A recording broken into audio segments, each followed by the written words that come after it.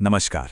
चलिए आज भारतीय इतिहास के एक बहुत ही दिलचस्प, बहुत ही रोमांचक दौर में चलते हैं, गुप्तोत्तर काल। ये पता है, वो समय था जब एक बहुत बड़ा साम्राज्य, एक सुपर पावर खत्म हो रहा था और एक बिल्कुल नए युग की शुरुआत हो रही थी। और हाँ, हम इसे पूरी तरह से एग्जाम के नजरिए से समझेंगे ताकि सारे इंपॉर्टेंट क्वेश्चंस कवर हो जाएं। कभी सोचा है जब कोई बहुत बड़ी सुपर पावर गिरती है तो क्या होता है? क्या चारों तरफ केओस मतलब अराजकता फैल जाती है, या फिर ये किसी के लिए एक नए अवसर की तरह होता है? 550 एडी के आसपास भारत में कुछ ऐसा ही हुआ जब ताकतवर गुप्त साम्राज्य का पतन हुआ। तो चलिए देखते हैं कि इस पूरी उथल-पुथल से आखिर निकल कर के आया। तो आज का हमारा सफर कुछ ऐसा रहेगा। सबसे पहले देखेंगे कि गुप्त साम्राज्य क्यों खत्म हुआ, फिर जानेंगे कि हर्षवर्धन का उदय कैसे हुआ, और आखिर में एग्जाम के लिए जो सबसे जरूरी पॉइंट्स हैं उन पर फोकस करेंगे। तो चलिए शुरू करते हैं। ठीक है, तो सबसे पहले ये समझते हैं कि ये गुप्तोत्तर काल मतलब पोस्ट गुप्ता पीरियड आखिर है क्या। इसे प्राचीन भारत और मध्यकालीन भारत के बीच का एक ब्रिज, एक पुल क्यों माना जाता है, ये जानना बहुत जरूरी है। तो हम बात कर रहे हैं 550 एडी के आसपास के समय की। देखिए, इस दौर को ना ट्रांजिशन पीरियड या संक्रमण काल कहते हैं। क्यों?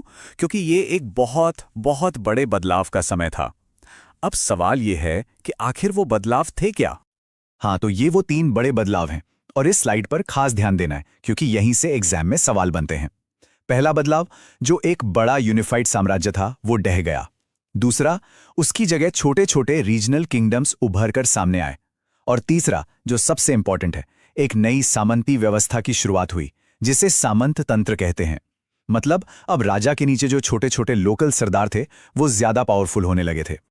तो सवाल ये उठता है कि इतना बड़ा, इतना मजबूत साम्राज्य आखिर गिरा कैसे? देखिए, आगे क्या हुआ ये समझने के लिए पहले हमें ये जानना होगा कि गुप्त साम्राज्य के पतन की वजह क्या थी। ये कॉज एंड इफेक्ट समझना बहुत जरूरी है। तो इस पतन को हम 4 मेन स्टेप्स में बांट सकते हैं। स्टेप 1, बाहर से लगातार हमले हो रहे थे, खासकर हुणों के। स्टेप 2, जो बाद के राजा आए वो कमजोर निकले।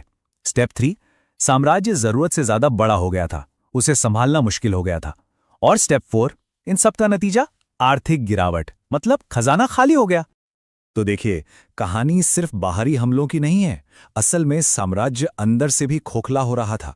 स्कंदगुप्त के बाद जो शासक आए वो भोगविलास में ज्यादा ध्यान देने लगे। नतीजा, प्रशासन ढीला पड़ गया, जो गवर्नर्स थे वो धीरे धीरे आज़ाद होने लगे और जमीन दान में देने की वजह से खजाना भी खाली होता गया। तो ये एक तरह से बाहरी दबाव और अंदरूनी कमजोरी का एक डेडली कॉम्बिनेशन था। अब देखिए, जब एक इतनी बड़ी पावर गिरती है तो एक पावर वैक्यूम मतलब एक खालीपन सा बन जाता है। इस खालीपन को भरने के लिए कई छोटी बड़ी शक्तियां सामने आईं, लेकिन उन सब में जो सबसे इंपॉर्टेंट नाम उभर कर आया वो था हर्षवर्धन का। तो चलिए अब फोकस करते हैं हर्षवर्धन पर। यह स्लाइड उस पॉलिटिकल लैंडस्केप को बहुत अच्छे से दिखाती है। एक तरफ गुप्त काल जहां एक सेंट्रलाइज्ड यूनिफाइड पावर थी, और दूसरी तरफ गुप्तोत्तर काल जहां वो पावर वैक्यूम था। मतलब हर्ष को विरासत में एक अखंड भारत नहीं, बल्कि छोटे छोटे आपस में लड़ते हुए राज्यों का एक नेटवर्क मिला था। अच्छा, अब हर्षवर्धन के बारे में ये कुछ की फैक्ट्स हैं जो सीधे सीधे एमसीक्यूज में पूछ लिए जाते हैं, तो इन्हें याद रखना बहुत जरूरी है। राजवंश कौन सा था? पुष्यभूति या वर्धन वंश?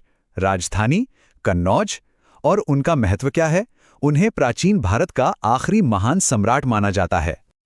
तो अब सवाल यह है कि हर्ष ने इस बिखरे हुए भारत पर राज कैसे किया, उनका एडमिनिस्ट्रेशन कैसा था और उनकी लेगेसी क्या रही। चलिए अब उनके शासन, धर्म और कल्चर पर एक नजर डालते हैं। हर्ष का प्रशासन एक तरह से बैलेंसिंग एक्ट था। उनका लक्ष्य तो यही था कि गुप्तों की तरह एक मजबूत सेंट्रल कंट्रोल बनाया जाए, पर यह बिल्कुल भी आसान नहीं था। क्यों? क्योंकि उन्हें उन शक्तिशाली सामंतों को भी मैनेज करना था जो अपने अपने इलाकों में बहुत ताकतवर हो चुके थे। तो ये एक लगातार चलने वाली चुनौती थी। उनकी धार्मिक यात्रा भी बहुत इंटरेस्टिंग है। शुरू में वो शिव के भक्त थे, मतलब एक शेफ थे, लेकिन बाद में वो महायान बौद्ध धर्म के बहुत बड़े पैट्रन यानी संरक्षक बन गए। ये बदलाव सिर्फ उनकी पर्सनल बिलीफ का मामला नहीं था, बल्कि ये उनकी पॉलिटिकल स्ट्रैटेजी का भी हिस्सा था, जिससे वो अपने साम्राज्य को एकजुट रख सकें। और ये याद रखना बहुत जरूरी है कि हर्ष सिर्फ एक योद्धा और शासक नहीं थे, वो एक विद्वान राजा थे। A scholar king. उन्होंने दुनिया की मशहूर नालंदा यूनिवर्सिटी को संरक्षण दिया। और इतना ही नहीं, उन्होंने खुद 3 बड़े संस्कृत नाटक लिखे, रत्नावली और नागानंद। अब एक सवाल, हमें हर्ष के समय के बारे में इतनी डिटेल्ड इन्फॉर्मेशन मिलती कहाँ से है? किस्मत से हमारे पास एक आई विटनेस अकाउंट है, मतलब एक ऐसे यात्री का लिखा हुआ ब्यौरा जो खुद उस समय भारत आया था और उसने अपने आंखों से सब कुछ देखा और लिखा। और वो यात्री थे मशहूर चीनी बौद्ध भिक्षु ह्वेनसांग या ह्वेनसैंग। उनके लिखे हुए वृत्तांत हमारे लिए किसी खजाने से कम नहीं है। क्यों? क्योंकि ये एक प्राइमरी सोर्स है, मतलब इसे किसी ऐसे इंसान ने लिखा है जो खुद वहां मौजूद था, और इसी वजह से हमें उस समय के समाज, प्रशासन और धर्म की एक बहुत ही ऑथेंटिक झलक मिलती है। वेन्सांग के लिखे का सार एक तरह से ये है कि राजा की आज्ञाओं को कोई नहीं टालता, देश में शासन बहुत अच्छा है और लोग शांति और सद्भाव से रहते हैं। तो उनके हिसाब से हर्ष का शासनकाल एक बहुत ही वेल मैनेज्ड और शांतिपूर्ण दौर था। चलिए, तो अब एक क्विक रिवीजन करते हैं। जो कुछ भी हमने अब तक पढ़ा है उसके जो सबसे इंपॉर्टेंट पॉइंट्स है एग्जाम के लिए, उन पर फटाफट एक नजर डाल लेते हैं। इस पूरे पीरियड को समझने के लिए ये 3 तारीख हैं, एंकर पॉइंट्स की तरह हैं, इन्हें जरूर याद रखना है। लगभग 550 एडी जब गुप्त साम्राज्य का पतन हुआ, 606 एडी जब हर्षवर्धन गद्दी पर बैठे, और 647 एडी जब उनके शासन का अंत हुआ। ये 3 टर्निंग पॉइंट्स हैं। ये टेबल एक तरह से हाई यील्ड इंफॉर्मेशन का समरी है। इसमें गुप्तों के पतन के कारण हर्ष की पहचान, उनका धर्म, साहित्य और ह्वेनसांग के बारे में सब कुछ है। खासकर गुप्तों के पतन के कारण और हर्ष की साहित्यिक रचनाओं पर ज्यादा ध्यान देना है। यहां से सवाल अक्सर बनते हैं, अगर इस पूरे डिस्कशन से सिर्फ एक बात, एक कोर कॉन्सेप्ट लेकर जाना हो तो वो ये है, गुप्तोत्तर काल वो दौर है जो एक सिंगल यूनिफाइड एम्पायर से हटकर कंपीटिंग रीजनल पावर्स के नेटवर्क की तरफ फंडामेंटल शिफ्ट को दिखाता है, और इसी ने मध्यकालीन भारत की नींव रखी, स्टेज सेट किया। तो चलिए आज चलते हैं भारत के अर्ली मिडिवल हिस्ट्री के एक बहुत ही जबरदस्त चैप्टर में। ये कहानी है 3 महाशक्तियों की जो लगभग 200 सालों तक एक शाही सिंहासन के लिए आपस में टकराती रहीं। ये कहानी है उस मशहूर त्रिपक्षीय संघर्ष की जिसने उत्तर भारत का मुकद्दर तय कर दिया। तो इस पूरे संघर्ष को समझने के लिए हम क्या-क्या देखने वाले हैं? सबसे पहले हम जानेंगे कि आखिर वो पुरस्कार क्या था जिसके लिए ये जंग हुई। फिर हम मिलेंगे उन 3 महान राजवंशों से जो इस जंग के दावेदार थे। इसके बाद हम उस त्रिकोणीय युद्ध की कहानी में उतरेंगे जो सदियों तक चला। हम सिर्फ युद्ध ही नहीं बल्कि उनकी संस्कृति और प्रशासन की विरासत को भी देखेंगे। और आखिर में हम समझेंगे कि इस संघर्ष का पतन और विरासत क्या रहा, और साथ ही एग्जाम के लिए एक क्विक रिवीजन भी करेंगे। तो चलिए शुरू करते हैं। तो सबसे पहले चलिए उस सवाल का जवाब ढूंढते हैं जो इस पूरे संघर्ष की जड़ में है। आखिर वो कौन सा शाही पुरस्कार था जिसके लिए उत्तर भारत में इतना बड़ा युद्ध लड़ा गया? जरा 8वीं और 9वीं सदी के भारत की कल्पना कीजिए।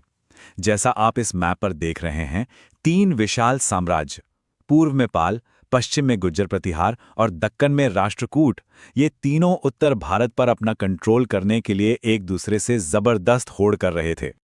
तो इस 200 साल लंबे महायुद्ध के केंद्र में कोई बहुत बड़ा साम्राज्य नहीं बल्कि सिर्फ एक शहर था, और इस सवाल का जवाब है कन्नौज, जो उस जमाने का अल्टीमेट सबसे बड़ा प्राइज था। तो सवाल उठता है, आखिर कन्नौज में ऐसा क्या था? देखिए, कन्नौज सिर्फ एक शहर नहीं था, वो सत्ता का सेंटर था। गंगा के ट्रेड रूट पर होने की वजह से यहां से व्यापार और कॉमर्स पर कंट्रोल होता था। और तो और ये सम्राट हर्षवर्धन की राजधानी रह चुका था, इसलिए इस पर कब्जा करना मतलब अपनी सॉवरेनिटी, अपनी संप्रभुता का ऐलान करना था। यानी जिसने कन्नौज को जीता उसने उत्तर भारत के रिसोर्स और सम्मान दोनों को जीत लिया। तो अब जब ये पता चल गया कि लड़ाई किस चीज के लिए थी, तो चलिए मिलते हैं इस कहानी के 3 मेन प्लेयर से, वो 3 शक्तिशाली राजवंश जो इस जबरदस्त संघर्ष में आमने सामने थे। ये स्लाइड एक नजर में तीनों दावेदारों का परिचय कराती है। पूर्व में बंगाल से थे पाल, जो बौद्ध धर्म के बड़े संरक्षक थे। पश्चिम में राजस्थान और मालवा से थे गुर्जर प्रतिहार, जो अपनी मिलिट्री पावर के लिए जाने जाते थे। और दक्षिण में दक्कन से थे राष्ट्रकूट, जो एक बहुत बड़ी ताकत बनकर उभरे। हर किसी का अपना पावर बेस था, अपनी एक अलग पहचान थी। तो स्टेज सेट है, खिलाड़ी मैदान में हैं, और अब कन्नौज के लिए उस महान संघर्ष की शुरुआत होती है जो अगले 200 सालों तक चलना था। अब ये जो टाइमलाइन आप देख रहे हैं, ये कोई इत्तेफाक नहीं था। तीनों राजवंशों के जो सबसे एम्बिशियस और सबसे ताकतवर राजा थे, उनका शासनकाल एक ही टाइम पर था। मतलब टकराव तो होना ही था। तो युद्ध का पहला फेज, पहला राउंड इस पूरे संघर्ष का पैटर्न सेट कर देता है। अब देखिए हुआ क्या। प्रतिहार राजा वत्सराज ने पाल राजा धर्मपाल को हराया, लेकिन जैसे ही प्रतिहार जीत का जश्न मनाने वाले थे, दक्षिण से राष्ट्रकूट राजा ध्रुव ने आकर वत्सराज को ही हरा दिया। और फिर जब ध्रुव वापस दक्कन लौटे तो धर्मपाल ने मौके का फायदा उठाकर कन्नौज पर कब्जा कर लिया। यह एक ऐसी शतरंज की बिसात थी जहां हर जीत बस कुछ ही दिनों की मेहमान थी। और कमाल की बात यह है कि यह पैटर्न बार बार दोहराया गया। प्रतिहार फिर से शक्ति में आए, कन्नौज पर कब्जा किया, लेकिन फिर राष्ट्रकूट राजा गोविंद तृतीय ने उत्तर में आकर उन्हें हरा दिया। राष्ट्रकूटों का रोल यहां बहुत दिलचस्प था। वे उत्तर में जीतते तो थे, लेकिन अपने विशाल साम्राज्य की वजह से उन्हें वापस दक्षिण लौटना पड़ता था, जिससे प्रतिहारों और पालों को फिर से संगठित होने का मौका मिल जाता था। आखिरकार 2 सदियों की इस जबरदस्त बिना रुके चली लड़ाई के बाद गुर्जर प्रतिहार अंतिम विजेता बनकर उभरे और उन्होंने कन्नौज पर नियंत्रण हासिल कर लिया। लेकिन ये एक ऐसी जीत थी जिसकी कीमत बहुत भारी थी, ना सिर्फ उनके लिए बल्कि सभी के लिए। लेकिन इन साम्राज्यों की कहानी सिर्फ युद्ध के मैदान तक ही सीमित नहीं थी। लगातार लड़ाइयों के बावजूद ये दौर कला, संस्कृति और एडमिनिस्ट्रेशन के लिहाज से भी बहुत अहम था। चलिए उनकी इस विरासत पर भी एक नज़र डालते हैं। ये स्लाइड उनके आर्किटेक्चरल स्टाइल का फर्क कितनी खूबसूरती से दिखाती हैं। एक तरफ हैं प्रतिहारों के बनाए शानदार मंदिर और दूसरी तरफ राष्ट्रकूटों का वो अजूबा, एलोरा का कैलाश मंदिर, जिसे एक ही चट्टान को तराश कर बनाया गया है। वाकई कमाल है। एग्जाम्स के लिए ये एक बहुत ज़रूरी टर्म है, पंचायतन शैली। ये गुर्जर प्रतिहार मंदिर परिसरों की एक खास पहचान है, इसे याद रखिएगा। उस जमाने के एक अरब व्यापारी सुलेमान की बात पर जरा गौर कीजिए। वो लिखते हैं कि पाल शासक के पास 50,000 हाथियों की सेना थी। ये आंकड़ा हमें उस दौर की सेनाओं के विशाल पैमाने और पाल साम्राज्य की मिलिट्री पावर का अंदाजा देता है। पाल वंश का योगदान सिर्फ जंग तक ही सीमित नहीं था, बल्कि उससे कहीं ज्यादा था। उन्होंने बंगाली साहित्य की पहली कृति चर्यापद को संरक्षण दिया, नालंदा और विक्रमशिला जैसी महान यूनिवर्सिटीज को सपोर्ट किया, और उनकी आर्ट स्टाइल का असर नेपाल से लेकर साउथ ईस्ट एशिया तक फैला। ये बंगाली संस्कृति का एक सुनहरा दौर था। तो इस 200 साल चले महायुद्ध का लॉन्ग टर्म नतीजा क्या निकला? आखिर में क्या हुआ? ये स्लाइड इस पूरे संघर्ष के सबसे बड़े पैराडॉक्स यानी विरोधाभास को दिखाती है। हुआ ये कि उत्तर भारत पर कब्जा करने की लड़ाई में तीनों ही महाशक्तियां इतनी ज्यादा कमजोर हो गईं कि आखिर में किसी के हाथ कुछ नहीं लगा। नतीजा क्या हुआ? एक शक्तिशाली सेंट्रल पावर का अंत और पॉलिटिकल फ्रैगमेंटेशन यानी राजनीतिक विखंडन। और जैसे ही ये बड़े साम्राज्य कमजोर पड़े, उनकी राख से चंदेल, परमार और चौहान जैसे कई छोटे छोटे राजपूत राज्यों का उदय हुआ। भारत का राजनीतिक नक्शा हमेशा के लिए बदल गया। चलिए अब फटाफट से एग्जाम के लिहाज से सबसे जरूरी पॉइंट्स को रिवाइज कर लेते हैं। ये वो पॉइंट्स हैं जो आपको जरूर याद रखने हैं। इन बड़े राजाओं और इस संघर्ष में उनके खास रोल को जरूर याद रखिएगा, क्योंकि अक्सर इनसे जुड़े एमसीक्यूज पूछे जाते हैं। कौन जीता, कौन हारा, किसने शुरुआत की, यह सब बहुत जरूरी है। और अगर कोई एनालिटिकल सवाल आता है तो सबसे ज़रूरी बात जो याद रखनी है वो ये है, इस 200 साल की लड़ाई का असली नतीजा था उत्तर भारत में एक पावर वैक्यूम का बन जाना। एक ऐसी खाली जगह जिसने आने वाले समय में बाहरी आक्रमणकारियों के लिए रास्ता खोल दिया। हम बात कर रहे हैं पाल राजवंश की। तो चलिए इस पूरे विश्लेषण को शुरू करते हैं एक सवाल से। जरा सोचिए, क्या होगा अगर किसी जगह पर लॉ एंड ऑर्डर मतलब कानून व्यवस्था एकदम खत्म हो जाए? कोई राजा नहीं, कोई नियम नहीं, बस पूरी तरह से अफरा तफरी। ठीक ऐसा ही कुछ हुआ था बंगाल में। महान गुप्त साम्राज्य के पतन के बाद पूरा इलाका एक गहरे संकट में डूब गया था। ये एक बहुत लंबा दौर था, एनार्की का, अनसर्टेनिटी का। और पता है, इस दौर को एक बहुत ही कह सकते हैं सटीक नाम दिया गया था, मात्स्य न्याय, मतलब मछली का कानून। ये बिल्कुल वैसा ही था जैसे समंदर में बड़ी मछली छोटी मछली को निगल जाती है ना? उस समय बंगाल में भी जो ताकतवर था वो कमजोरों पर जुल्म ढा रहा था। हर तरफ बस मार काट और अशांति का माहौल था। तो सवाल उठता है कि इस भयानक केओस का अंत हुआ कैसे? और इसका जवाब ना किसी लड़ाई या युद्ध में नहीं है, बल्कि एक ऐसे चुनाव में है जो पहले कभी नहीं हुआ था। ये जो आप देख रहे हैं ना, ये इंडियन हिस्ट्री की एक कमाल की, एक असाधारण घटना है। सोचिए, करीब 750 ईडी की बात है। सदियों की मारकाट से तंग आकर बंगाल के लोगों ने एक रेवोल्यूशनरी कदम उठाया। उन्होंने किसी मसीहा का इंतजार नहीं किया, बल्कि अपना नेता खुद चुना। अलग अलग कबीलों के प्रमुखों ने, आम लोगों ने, सबने मिलकर गोपाल नाम के एक काबिल इंसान को अपना राजा बना दिया। ये भारत के इतिहास में डेमोक्रेसी का एक बहुत ही रेयर और शुरुआती उदाहरण था। कमाल है ना? तो गोपाल ने स्टेबिलिटी की, मतलब स्थिरता की नींव तो रख दी, लेकिन इस नींव पर एक शानदार साम्राज्य खड़ा किया उनके बाद आने वाले शासकों ने। तो चलिए मिलते हैं पाल वंश के उन महान सम्राटों से। सबसे पहले गोपाल तो थे ही फाउंडर, उनके बाद आए धर्मपाल, जिन्हें हम साम्राज्य का आर्किटेक्ट कह सकते हैं। फिर आए देवपाल, जिन्होंने साम्राज्य को इसकी ऊंचाइयों पर पहुंचाया, मतलब वो एक विजेता थे। और फिर काफी बाद में महिपाल प्रथम आए, जिन्होंने इस डायनेस्टी को एक तरह से फिर से जिंदा किया। धर्मपाल और देवपाल, ये दोनों इस साम्राज्य के दो सबसे मजबूत पिलर थे। एक ने कल्चर और ज्ञान की नींव रखी, तो दूसरे ने मिलिट्री ताकत से साम्राज्य की इमारत को बुलंद किया। देखिए, धर्मपाल ने साम्राज्य को नॉर्थ इंडिया तक फैलाया और दुनिया की मशहूर विक्रमशिला यूनिवर्सिटी की स्थापना की। वहीं दूसरी तरफ देवपाल ने साम्राज्य को उसकी सबसे बड़ी सीमाओं तक पहुंचाया। और सिर्फ इतना ही नहीं, उन्होंने साउथ ईस्ट एशिया के देशों के साथ मजबूत इंटरनेशनल रिलेशंस भी बनाए। लेकिन जानते हैं, पाल शासकों की सबसे बड़ी लेगेसी शायद उनकी तलवार की धार नहीं, बल्कि उनकी कलम की स्याही थी। उन्होंने बंगाल को नॉलेज और एजुकेशन का एक इंटरनेशनल हब बना दिया था।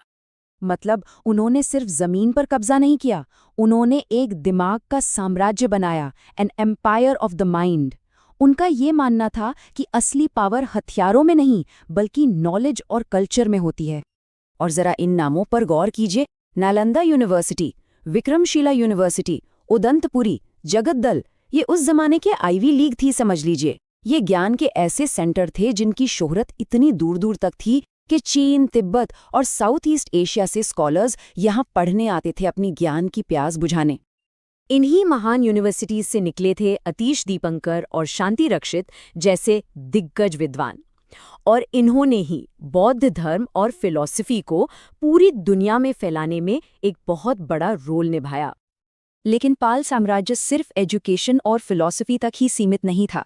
आइए अब एक नज़र डालते हैं उनके आर्ट, सोसाइटी और गवर्नेंस पर। पाल दौर में आर्ट का एक बिल्कुल नया, एक अनोखा स्टाइल डेवलप हुआ। इसकी पहचान थी काले पत्थर से बनी हुई शानदार मूर्तियां, खास तौर पर बुद्धा और बोधिसत्वों की। और इन मूर्तियों की खासियत सिर्फ इनकी बारीक नक्काशी या खूबसूरती नहीं थी, बल्कि इनमें एक ऐसा भाव था, एक ऐसी जान थी, मानो पत्थर में जान फूंक दी गई हो। और उनके आर्किटेक्चर की बात करें तो उसका सबसे बेहतरीन एग्जाम्पल है सोमपुर महाविहार, जिसे आज हम पहाड़पुर के नाम से जानते हैं। ये सिर्फ एक मठ नहीं था, एक बहुत बड़ा लर्निंग सेंटर था। इसकी बनावट आज भी हैरान कर देती है। और हाँ, ये जानना भी ज़रूरी है कि ये आज एक यूनेस्को वर्ल्ड हेरिटेज साइट है, जो उनकी महान विरासत का जीता जागता सबूत है। अच्छा, अब धर्म की बात करें तो पाल राजा जो थे वो मेनली महायान और वज्रयान बौद्ध धर्म के बहुत बड़े संरक्षक थे। और ये कहना गलत नहीं होगा कि इंडिया में बौद्ध धर्म के वो आखिरी महान रॉयल पेट्रन थे। लेकिन इंटरेस्टिंग बात यह है कि वो हिंदू धर्म के लिए भी पूरी तरह से टॉलरेंट थे। मतलब उन्होंने कई मंदिरों को भी दान दिया। अब अगर हम बात करें कि वो अपना साम्राज्य चलाते कैसे थे, तो देखिए, सरकार तो राजशाही ही थी, लेकिन एक मजबूत फ्यूडल सिस्टम के साथ। इकोनॉमी का आधार था खेतीबाड़ी, क्योंकि नदियों के किनारे की जमीन बहुत उपजाऊ थी। और जहां तक समाज की बात है, तो जाति व्यवस्था उस वक्त भी थी, और उस पर ब्राह्मणों और बौद्ध भिक्षुओं दोनों का काफी असर था। लेकिन जैसा कि हर महान साम्राज्य के साथ होता है, पाल राजवंश का भी एक दिन अंत हुआ। तो चलिए अब समझते हैं कि उनके पतन के पीछे क्या वजहें थीं और वो अपने पीछे क्या विरासत छोड़ गए। देखिए, पाल साम्राज्य का पतन अचानक नहीं हुआ, ये धीरे धीरे हुआ। इसके कई कारण थे। एक तो बाद के राजा उतने पावरफुल नहीं रहे।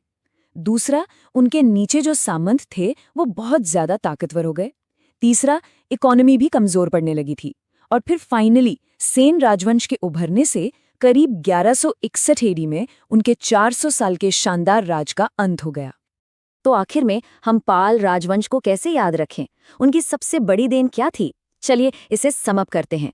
पॉलिटिकली उन्होंने कियोस खत्म करके बंगाल को 400 साल की स्टेबिलिटी दी। धर्म के लिहाज से उन्होंने भारत में बौद्ध धर्म के आखिरी गोल्डन एज को संभाला। और कल्चर के हिसाब से देखें तो उन्होंने बंगाल को एजुकेशन, आर्ट और फिलॉसफी का एक ग्लोबल सेंटर बना दिया। नमस्कार। आज हम एक ऐसे महान साम्राज्य की कहानी जानेंगे जिसे सचमुच चट्टानों को तराश कर बनाया गया था। हम बात कर रहे हैं राष्ट्रकूट वंश की। चलिए एक सवाल से शुरू करते हैं। सोचिए जरा, क्या ये मुमकिन है कि एक पूरे के पूरे पहाड़ को तराश कर एक विशाल मंदिर बना दिया जाए, वो भी बिना आज के मशीनों और टेक्नोलॉजी के? सुनने में ही नामुमकिन सा लगता है ना? लेकिन ये बिल्कुल सच है, और इस सवाल का जवाब हमें मिलता है दक्कन के पठार पर बसे एक महान साम्राज्य के इतिहास में। तो चलिए इस हैरत अंगेज कारनामे के पीछे की कहानी को समझते हैं। जी हां, इस अविश्वसनीय कारनामे को अंजाम दिया था राष्ट्रकूटों ने, एक ऐसा राजवंश जिसने सिर्फ राज ही नहीं किया बल्कि कला और वास्तुकला की दुनिया में एक ऐसी मिसाल कायम की जिसे आज भी देखकर यकीन करना मुश्किल होता है। ये है एलोरा का मशहूर कैलाश मंदिर, जिसे राजा कृष्ण प्रथम ने बनवाया था। लेकिन यहाँ बनवाया शब्द शायद ठीक नहीं है, क्योंकि इसे ईंट पत्थर जोड़कर नहीं बनाया गया, बल्कि एक ही विशाल चट्टान को ऊपर से नीचे की तरफ काटते हुए, तराशते हुए खड़ा किया गया। अंदाजा लगाइए, करीब 4 लाख टन पत्थर को उस पहाड़ से हटाया गया होगा। वाकई ये दुनिया के सबसे बड़े वास्तुशिल्प चमत्कारों में से एक है। तो आखिर ये राष्ट्रकूट थे कौन, और ये इतनी बड़ी ताकत बने कैसे? आइए अब उनके साम्राज्य के उदय की कहानी पर नजर डालते हैं। राष्ट्रकूटों ने लगभग 753 से 973 ईस्वी तक, मतलब करीब 200 सालों तक राज किया। उनकी राजधानी थी मान्यखेट, और उनका साम्राज्य मुख्य रूप से दक्कन के पठार पर फैला हुआ था।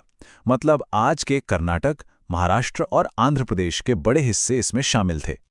देखिए, उनका सत्ता में आना भी बड़ा दिलचस्प था। शुरू में वो चालुक्य राजाओं के सामंत हुआ करते थे, मतलब उनके अधीन शासन करते थे। फिर उनके संस्थापक दंती दुर्ग ने सही मौके का फायदा उठाया, चालुक्य शासक को हराया और 753 ईस्वी में एक आजाद राष्ट्रकूट साम्राज्य की नींव डाल दी। किसी भी साम्राज्य की महानता तो उसके शासकों से ही बनती है। तो चलिए अब राष्ट्रकूट वंश के उन खास शासकों के बारे में जानते हैं जिन्होंने इतिहास पर अपनी एक अलग ही छाप छोड़ी। इस राजवंश की सबसे बड़ी खासियत पता है क्या थी? कि यहाँ एक तरफ महान योद्धा और विजेता हुए, तो दूसरी तरफ शांतिप्रिय और कला को चाहने वाले विद्वान शासक भी हुए। इन्हीं दो अलग अलग ताकतों ने मिलकर इस साम्राज्य को गढ़ा था। इसका सबसे बेहतरीन उदाहरण है ये दो शासक। एक तरफ थे गोविंद तृतीय, जो एक जबरदस्त सैन्य रणनीतिकार थे।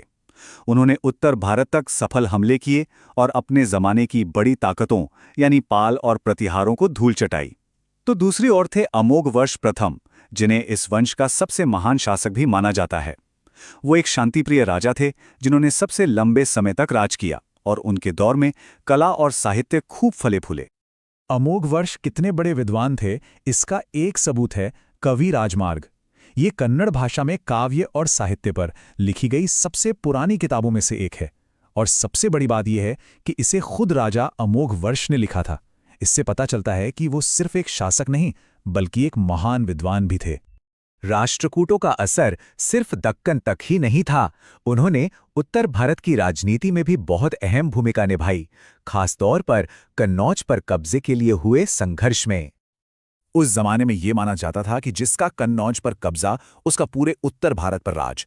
इसी वजह से 3 बड़ी शक्तियों के बीच इसे हासिल करने के लिए लगभग 100 साल तक एक लड़ाई चली, जिसे इतिहास में त्रिपक्षीय संघर्ष के नाम से जाना जाता है। तो इस संघर्ष में 3 बड़े खिलाड़ी थे, पूरब से पाल वंश, पश्चिम से प्रतिहार वंश और दक्कन से राष्ट्रकूट। और तीनों का मकसद सिर्फ एक था, कन्नौज पर नियंत्रण। और इस लड़ाई में राष्ट्रकूटों ने अपनी सैन्य ताकत का लोहा मनवाया। गोविंद तृतीय के नेतृत्व में उन्होंने उत्तर भारत पर चढ़ाई की और कुछ समय के लिए कन्नौज पर कब्जा करने में कामयाब भी रहे। सोचिए, ये कितनी बड़ी बात थी, दक्कन की किसी शक्ति का उत्तर भारत के दिल पर कब्जा करना। इसने राष्ट्रकूटों को एक अखिल भारतीय शक्ति के रूप में स्थापित कर दिया। लेकिन जैसा कि होता है, हर साम्राज्य का सूरज कभी न कभी ढलता है। राष्ट्रकूटों का भी पतन हुआ, पर उनका साम्राज्य भले ही खत्म हो गया, उनकी विरासत आज भी हमारे बीच जिंदा है। उनका पतन अचानक नहीं हुआ। 900 ईस्वी के बाद जो शासक आए वे उतने काबिल नहीं थे। धीरे धीरे उनके सामंतों ने बगावत करना शुरू कर दिया और आखिरकार 973 ईस्वी में बाद के चालुक्यों ने उन्हें हराकर इस महान साम्राज्य का अंत कर दिया। साम्राज्य तो खत्म हो गया, पर उनकी जो विरासत थी वो पत्थरों में और किताबों में हमेशा के लिए अमर हो गई। अगर हम उनकी विरासत को देखें तो उन्होंने दक्कन को 200 साल से ज्यादा की राजनैतिक स्थिरता दी, हमें कैलाश मंदिर जैसा एक नायाब तोहफा दिया, कन्नड़ साहित्य के शुरुआती विकास में बहुत बड़ा योगदान दिया और तो और उत्तर भारत की राजनीति की दिशा तय करने में भी एक अहम किरदार निभाया। गुर्जर प्रतिहार, इन्हें उत्तर भारत का अंतिम महान साम्राज्य भी कहा जाता है। पता है, 8वीं से 11वीं शताब्दी के बीच इन्होंने न केवल एक बहुत बड़े साम्राज्य की नींव रखी, बल्कि सदियों तक भारत के लिए एक तरह से एक सुरक्षा कवच बनकर खड़े रहे। तो आज के इस सफर में हम क्या क्या देखने वाले हैं? हम उनकी पहचान से जुड़ी पहेली को सुलझाने से शुरू करेंगे। फिर देखेंगे कि कैसे उन्होंने एक विशाल साम्राज्य खड़ा किया। हम उनके सुनहरे दौर, उनके पतन के कारणों और भारतीय इतिहास पर उनकी क्या छाप रही, ये भी जानेंगे। और हाँ, सबसे आखिर में एग्जाम के लिहाज से जो भी जरूरी फैक्ट्स हैं उन पर भी नजर डालेंगे। तो चलिए कहानी की शुरुआत करते हैं सबसे बड़े और सबसे दिलचस्प सवाल से, जिसने इतिहासकारों को भी लंबे समय तक उलझाए रखा है। आखिर इस शक्तिशाली राजवंश की जड़ें कहाँ थी? सवाल सीधा है, आखिर ये गुज्जर प्रतिहार थे कौन? क्या वो भारत के ही रहने वाले थे या कहीं बाहर से आए थे? देखिए, उनकी पहचान से जुड़े ये सवाल उनके पूरे इतिहास को समझने की पहली और सबसे जरूरी सीढ़ी हैं।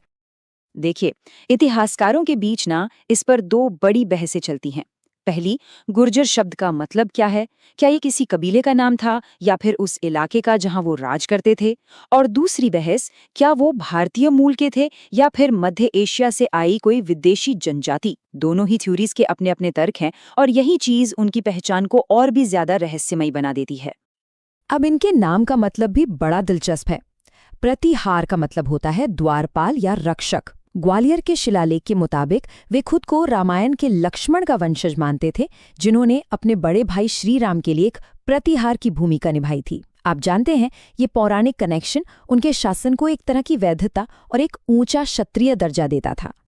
तो उनकी पहचान की इस पहेली से आगे बढ़कर अब हम उनके सफर के अगले पड़ाव पर चलते हैं। चलिए देखते हैं कि कैसे ये छोटे छोटे स्थानीय सरदार एक विशाल साम्राज्य के निर्माता बन गए।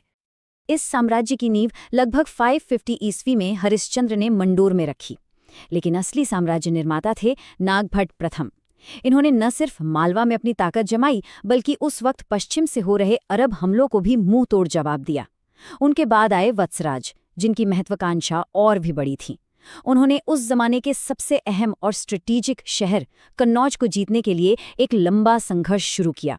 इसे ही इतिहास में त्रिपक्षीय संघर्ष के नाम से जाना जाता है, क्योंकि इसमें उनके साथ साथ बंगाल के पाल और दक्कन के राष्ट्रकूट वंश भी शामिल थे। जैसे जैसे इनका साम्राज्य बढ़ता गया, इनकी राजधानियां भी बदलती गईं, जो इनकी बढ़ती ताकत का प्रतीक थीं। सफर मंडोर से शुरू हुआ, फिर सत्ता का केंद्र भीनमाल और उज्जैन बना, और आखिर में उन्होंने उत्तर भारत के सबसे प्रतिष्ठित शहर कन्नौज को अपनी शाही राजधानी बनाया। ये बदलाव उनकी बढ़ती शक्ति को साफ दिखाता है, और ये परीक्षा में अक्सर पूछा जाने वाला एक जरूरी पॉइंट भी है। तो इस हिस्से को फटाफट से समेटते हैं। याद रखना बहुत आसान है। हरिश्चंद्र ने नींव रखी, नागभट्ट प्रथम ने अरबों को रोककर साम्राज्य को मजबूती दी, और वत्सराज ने कन्नौज के लिए उस महान संघर्ष की शुरुआत की। ये थे उनके उदय के 3 सबसे अहम पड़ाव। अब हम प्रतिहार साम्राज्य के उस दौर में पहुंच रहे हैं जब वो अपनी शक्ति के चरम पर थे। ये वो सुनहरा दौर था जिसका नेतृत्व उनके सबसे महान और सबसे प्रसिद्ध शासक मिहिर भोज ने किया। मिहिर भोज, जिनका शासनकाल 836 से 885 ईस्वी तक चला, वो यकीनन इस वंश के सबसे शक्तिशाली शासक थे, और उन्हीं के दौर को प्रतिहारों का स्वर्ण युग या गोल्डन एज कहा जाता है। और देखिए, उनकी ताकत का सबूत सिर्फ भारतीय स्रोतों में ही नहीं है। 851 ईस्वी में एक अरब यात्री आया था, सुलेमान। उसने अपने यात्रा वृत्तांत में भोज की विशाल और कुशल घुड़सवार सेना की बहुत तारीफ की और उन्हें अरबों का एक कट्टर दुश्मन बताया। अब सोचिए, जब आपके दुश्मन भी आपकी ताकत का लोहा माने तो ये आपके सैन्य पराक्रम का सबसे बड़ा सबूत होता है। मिहिर भोज ने करीब 50 साल तक राज किया, जो उस समय के हिसाब से बहुत लंबा कार्यकाल था। इस दौरान उन्होंने अपने साम्राज्य को उत्तर में हिमालय से लेकर दक्षिण में नर्मदा तक और पश्चिम में सिंध से लेकर पूरब में बंगाल तक फैलाया। उन्होंने अपने दो सबसे बड़े दुश्मनों पालों और राष्ट्रकूटों को भी काबू में रखा। लेकिन वो सिर्फ एक महान विजेता नहीं थे, बल्कि कला और संस्कृति के भी बहुत बड़े संरक्षक थे, और इसी वजह से उनका युग स्वर्ण युग कहलाया। लेकिन जैसा कि इतिहास का दस्तूर है, हर उठान के बाद एक ढलान भी आती है।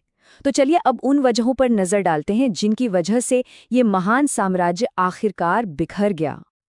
देखिए, प्रतिहारों का पतन कोई एक दिन की घटना नहीं थी। ये एक के बाद एक लगे कई झटकों का नतीजा था। सबसे पहले महेंद्रपाल प्रथम के बाद गद्दी के लिए गृह युद्ध छिड़ गया, जिसने साम्राज्य को अंदर से खोखला कर दिया। इस कमजोरी का फायदा उठाकर राष्ट्रकूट राजा इंद्र तृतीय ने कन्नौज पर हमला बोल दिया। इसके बाद जो सामंत कभी प्रतिहारों के अधीन थे, जैसे मालवा के परमार और बुंदेलखंड के चंदेल, उन्होंने खुद को आजाद घोषित कर दिया। और आखिरी कील ताबूत में ठोकी महमूद गजनवी के आक्रमण ने। और इस तरह साल 1036 ईस्वी में अंतिम शासक यशपाल की मृत्यु के साथ उत्तर भारत के इस महान राजवंश का पूरी तरह से अंत हो गया। भले ही साम्राज्य खत्म हो गया, लेकिन गुर्जर प्रतिहारों ने भारतीय इतिहास पर एक ऐसी छाप छोड़ी जो आज भी महसूस की जा सकती है। उनकी सबसे बड़ी विरासत थी सदियों तक भारत के पश्चिमी सीमा की रक्षा करना। उन्होंने अरबों को सिंधु नदी से आगे ही नहीं बढ़ने दिया, जिसने उत्तर भारत के सांस्कृतिक विकास को एक सुरक्षित माहौल दिया। गुप्त साम्राज्य के बिखरने के बाद उन्होंने ही उत्तर भारत को फिर से राजनीतिक एकता दी। उनके शासन में मंदिर वास्तुकला और साहित्य भी खूब फले फूले। और हाँ, जब उनका साम्राज्य टूटा तो उसी के खंडरों पर कई मशहूर राजपूत राजवंशों का उदय हुआ, जिन्होंने मध्यकालीन भारत के इतिहास को एक नया आकार दिया। चलिए अब आते हैं उस हिस्से पर जो एग्जाम के लिए सबसे जरूरी है। फटाफट रिवीजन करते हैं कुछ मुख्य तथ्यों का। इस टेबल को दिमाग में बिठा लीजिए। चलिए जल्दी से देखते हैं। नागभट्ट प्रथम संस्थापक और रक्षक, वत्सराज संघर्ष के प्रणेता, मिहिर भोज स्वर्ण युग के निर्माता और महेंद्रपाल प्रथम साम्राज्य के विस्तारक। ये कीवर्ड्स और उनके काम परीक्षा के लिए बहुत जरूरी हैं। अब कुछ ऐसे फैक्ट्स जो सीधे सीधे मल्टीपल चॉइस सवालों में आते हैं। उनके मुख्य दुश्मन कौन थे? पाल और राष्ट्रकूट। लड़ाई किस शहर के लिए थी? कन्नौज। कौन से शिलालेख जरूरी हैं? ग्वालियर और राजौर। सबसे बड़ा बाहरी खतरा कौन था? अरब। और आखिरी हमला किसने किया? महमूद गजनवी ने। वंश का अंत कब हुआ? 1036 में। इन पॉइंट्स को बिल्कुल मत भूलिएगा। और ये बात भी ध्यान में रखने वाली है कि उनका शासन कोई छोटी मोटी घटना नहीं थी। उन्होंने लगभग 300 सालों तक उत्तर भारत पर अपना दबदबा बनाए रखा। ये उनके शासन के पैमाने और गहरे प्रभाव को दिखाता है। तो अगर एक लाइन में पूरी कहानी को समेटना हो तो हम कह सकते हैं कि गुर्जर प्रतिहार उत्तर भारत के रक्षक थे। उन्होंने एक विशाल साम्राज्य बनाया, संस्कृति को बढ़ावा दिया और आखिर में अंदरूनी और बाहरी दबावों के कारण उनका पतन हो गया।